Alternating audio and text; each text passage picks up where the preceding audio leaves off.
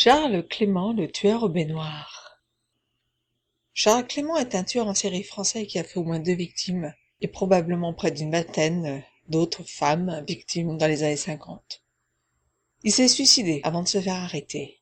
Retour sur sa vie et sur ses meurtres. Peu d'éléments sont arrivés jusqu'à nous sur la jeunesse et l'adolescence de Charles Clément, notre futur tueur en série. À peine sait-on que, jeune adulte, il enchaîne les petits boulots, devenant comptable, parlant l'anglais, faisant du yoga, pour se relaxer, mais aussi pour en faire sa profession. À 30 ans, il rêve de grands voyages et a beaucoup d'ambitions qui le conduisent alors en Inde, puis en Indochine dans le but d'y faire fortune. Son séjour va le marquer profondément et décider de sa carrière meurtrière et de ses fantasmes. Il semble effectivement que ce soit dans ce pays d'Asie du Sud-Est, où les Français font la guerre contre les Khmers qui souhaitent rattacher cette région au Vietnam et accélérer la décolonisation, que Charles Clément bascule dans l'horreur. Il assiste en effet à des sacrifices humains auprès de la population montagnarde des Gnong, ou aussi appelée Moïse, et veille avec eux sur les cadavres en putréfaction, observant les différentes phases de décomposition. Quand il réapparaît de ses séjours, Clément a sur son visage un air d'halluciné, comme quelqu'un d'hypnotisé par ce qu'il a vu, par l'expérience qu'il vient de faire. En juillet 1954, la France signe les accords de Genève et met ainsi fin à la guerre d'Indochine et affirme l'indépendance du Vietnam, du Cambodge et du Laos. C'est l'heure pour Charles Clément de plier bagages et de rentrer en France. Le voici donc à Paris. Il s'installe à Rosny-sous-Bois en compagnie de Suzanne Yvain, qu'il a rencontrée en 1946 et qu'il a épousée en 1953. Le couple va rester uni pendant 2 ans, jusqu'à ce que Suzanne apprenne qu'elle a un cancer et que son mari a une maîtresse du nom de Félicie Grippa. Charles Clément aime ces 2 femmes et vit sa double vie entre sa maison et son appartement de Chantilly qu'il finit par vendre pour payer les frais d'hospitalisation et d'opération de Suzanne. Le couple s'installe ensuite au 1er de la rue Vercingétorix. Pour faire face, il revend tout ce qu'il a ramené d'Inde et d'Indochine. Et ce qu'il ne vend pas, il le dépose au mont-de-piété. Les finances sont au plus mal. Et il ne peut pas entretenir 2 femmes. Il lui faut alors faire un choix. Il se rend alors tous les dimanches chez sa mère, dans la vallée de Chevreuse, pour lui rendre visite. Les voisins se posent des questions, ne voyant plus Suzanne et surtout ne l'entendant plus jouer du piano. Ils avaient en effet l'habitude d'entendre ses concerts privés au travers des murs, et là, silence. Depuis plusieurs semaines. Où est-elle donc passée?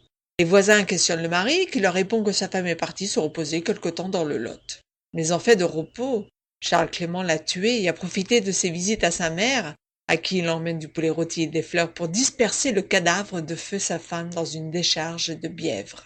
La police retrouvera le corps de Suzanne à la fin 1955. Le corps, décomposé et démembré, est entouré de linge blanc et de plâtre parfumé à la lavande. Bien que les empreintes digitales soient relevées par le médecin légiste malgré leur état, personne ne fera le lien, car les empreintes ne figurent dans aucun fichier de l'époque. Et pour cause, celui-ci ne compte que quelques milliers de références. Ce n'est que plus tard que le lien avec Charles Clément se fera. La première épouse, passée de vie à trépas, Charles s'installe peu de temps après au 105 de l'avenue de la République. Il n'est plus tout jeune, il a 60 ans, et se remarie avec sa maîtresse, et prend le nom de celle-ci. Dorénavant, il s'appellera pour tous Charles Grippa. Et nous sommes en 1956. Au bord de la ruine, il se présente chez des employeurs dans l'espoir de décrocher un travail, mais ceux-ci, échaudés par son âge, peinent à lui faire confiance. Il se tourne alors vers sa nouvelle belle-mère, Madame Aymar, qui possède une rubannerie. Il place la dite belle-mère dans un hospice et tente de reprendre la boutique qui périclite. Très vite, Clément se montre en effet piètre homme d'affaires. Il retourne alors au mont-de-piété, récupère ce qu'il y a déposé et finit par vendre ses objets pour se refaire une santé financière. Il a maintenant 61 ans. C'est un homme fatigué, toujours au bord de la ruine, et sa femme commence à lui poser problème. Charles oblige en effet Félicie à rester avec lui le jour, lui interdisant de sortir. Il se pose de plus en plus de questions à son sujet. Il faut dire que sa femme, 57 ans, tout comme l'a fait Suzanne, refuse à présent ses lubies sexuelles. Elle ne veut plus simuler la mort pendant qu'ils font l'amour. Charles lui demande en effet de se tenir couché sur le lit, les mains croisées sur la poitrine, les paupières closes et de rester complètement immobile. Elle ne veut plus et lui, il a besoin d'argent. Il a donc une bouche de trop à nourrir. Qu'à cela ne tienne, il a la solution.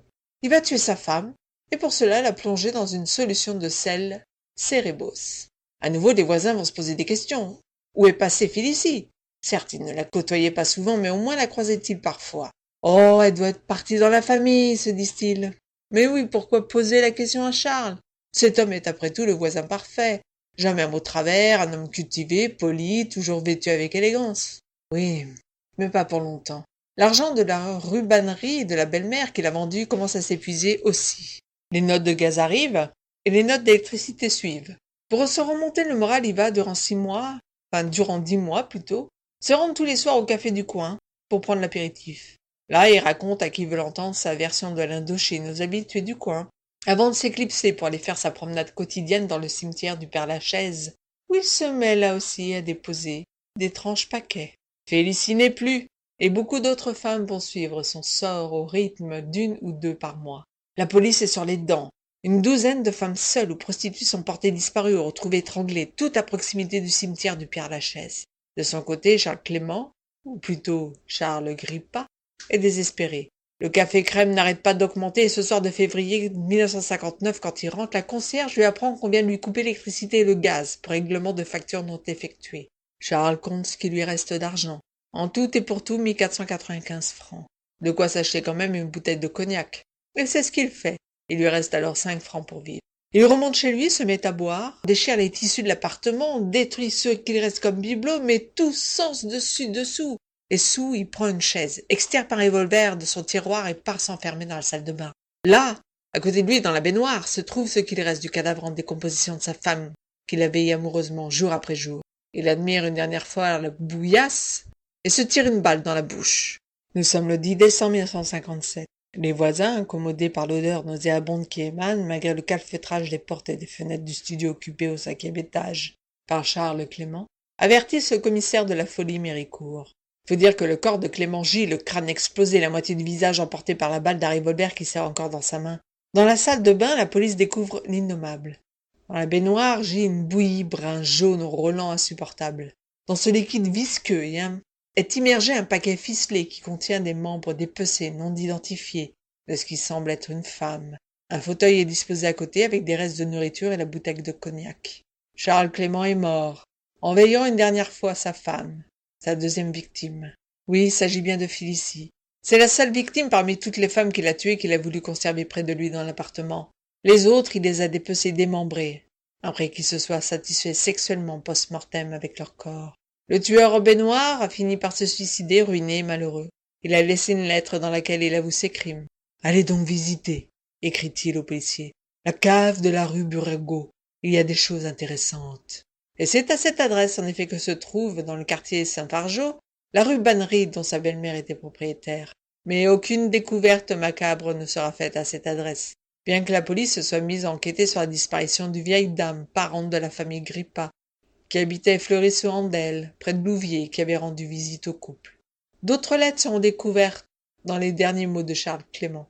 Il y explique ses déboires financiers, son incapacité à régler de façon satisfaisante les intérêts de son ami lors d'une affaire de séparation de biens. Félicie Grippa avait été, en effet, successivement veuve, remariée et divorcée. Je veux rejoindre le royaume des dieux que j'ai rencontré en Asie. Félicie et les autres m'ont précédé dans l'au-delà. Mon avenir est dans la mort. C'est avec ces mots que Charles Clément, alias Charles Grippa, a fermé définitivement sa petite boutique des horreurs.